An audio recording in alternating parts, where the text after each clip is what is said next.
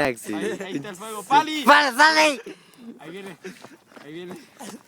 Hay que esperar un rato. Hay que dejarnos. Ya primero va a sonar así como pa y después va a explotar. Cállate, cállate, cállate. Te voy a jugar, cállate, te voy a protección. cállate, cállate, cállate. La wea mala. Si no explota, me Hay que cago. correr a apagar la wea. Ya. Después va a explotar, brigio. Bueno, parece que nos vamos a reventar los oídos. Sí, suena terrible fuerte. Vamos a estar así. No, pero yo con el Martín estábamos allá al lado. ¿Qué se le puede pasar eso? Ah, estuvo buena la fogata que armamos, weón. Ya, pues, Axi. Oye, weón, de hecho, la media fogata. Sí. ¿Pa' un vago? ¿Qué va a hacer esto, weón? ¿Está grabando? Sí. Ahí va a explotar, weón, va a explotar. Va a explotar, conchito, weón.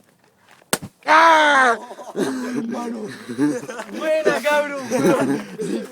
Cuidado, weón, puede explotar de No, nuevo. si no va a explotar de nuevo, weón. Ya. ¿Lo apago? Sí, ¿sabes qué? Voy a apagar el fuego. ¿Lo apago? Échale piedra, weón. Dije, weón.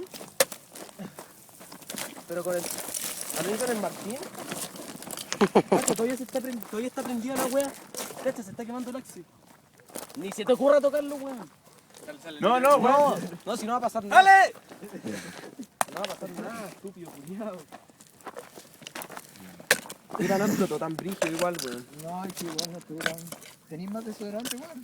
No, sí, ya era. Igual lo hicimos. Listo.